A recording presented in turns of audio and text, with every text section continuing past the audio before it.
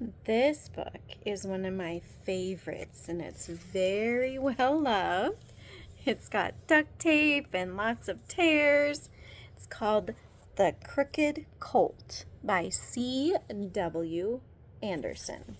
It's a little bit long, so if you need mommy to pause the video and you need to get a snack or your snuggle blankie or bluey to hold, go grab that and then you can come back because this one takes a little while.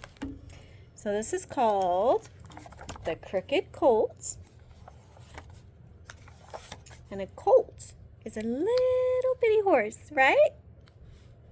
Early one spring, a little white-faced colt was born on a farm where many fine horses were raised.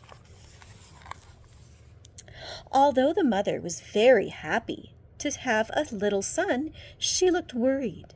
The colt was so small, and his legs were so crooked and weak that he fell down every time he tried to stand on them.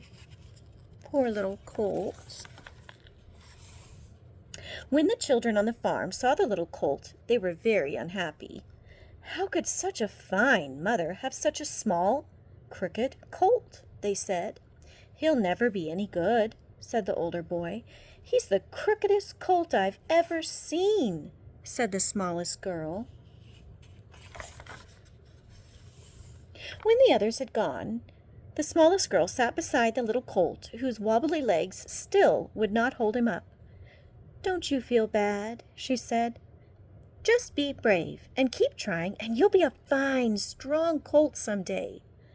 The little colt rubbed his soft nose against her, as if he really understood everything she said.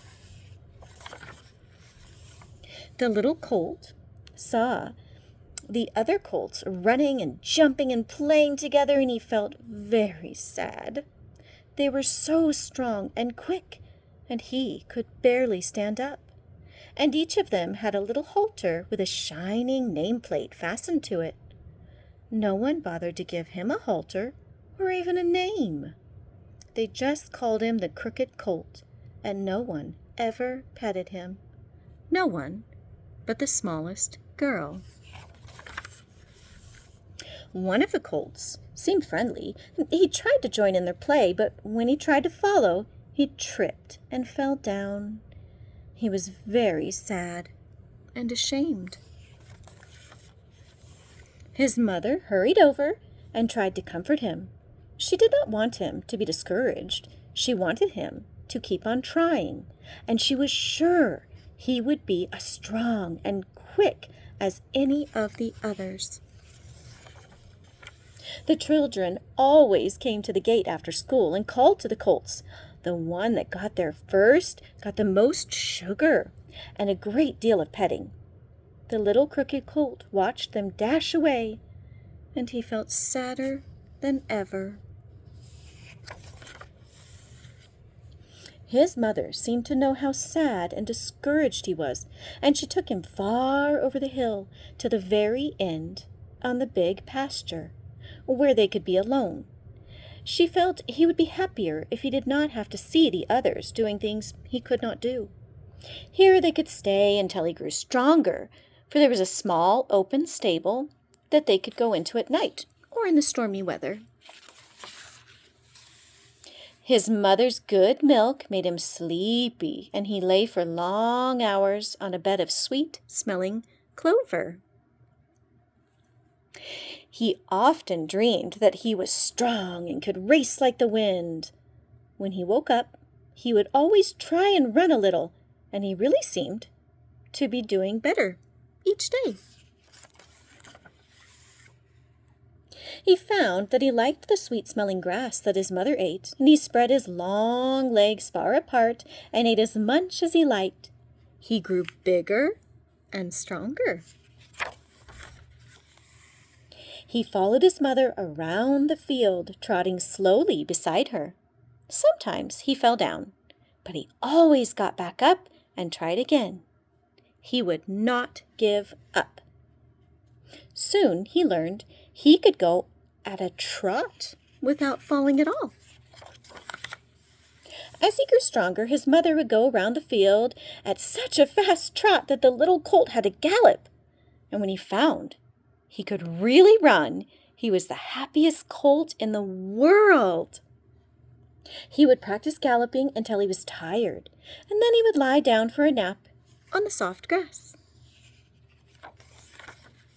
For a long time, the little colt had not seen the small girl, who was so kind to him. One day, she came over the hill, and she had carrots and sugar for him. "I've been away, and I missed you," she said. "Why," she cried out, "you aren't a crooked colt any more. You kept on trying, and now you're a wonderful colt. Wait till my brothers and sisters see you. They won't know you."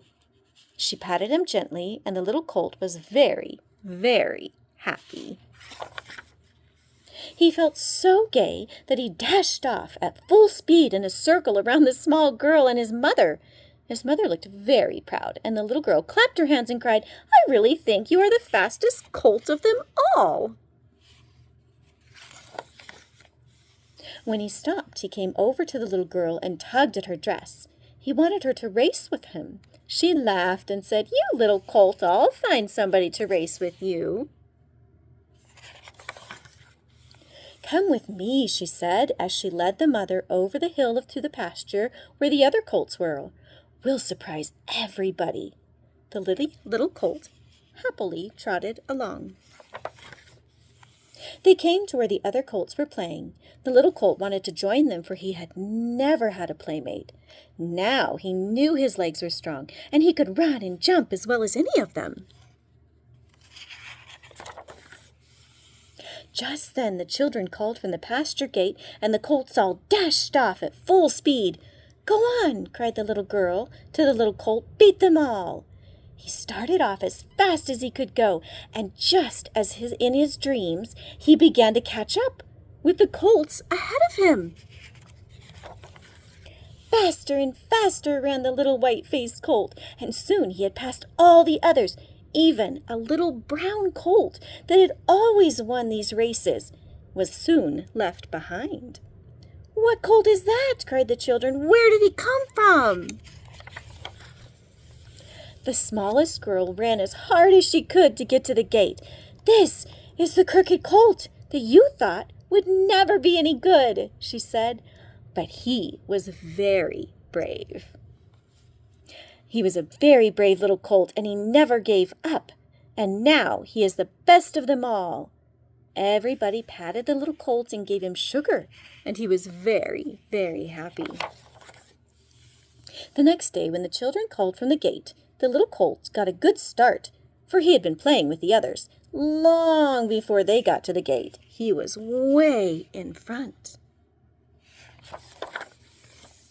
This time, he got more than sugar. There was a little halter for him with a shining plate fastened to it, on which was his new name. And around his neck, the smallest girl put a wreath of flowers. "For a brave little colt," she said. Now the days were long, happy ones for the little colt. He had many playmates, but he still liked to go to his mother. He seemed to know she had helped him. When he was a crooked and unhappy little colt, he would not forget the smallest girl either, for she had been his first friend. So the crooked little colt tried so hard, and God made him strong and healthy, and then he got to win in the race. So that is a very, very fun book, and I hope you loved it. I love you.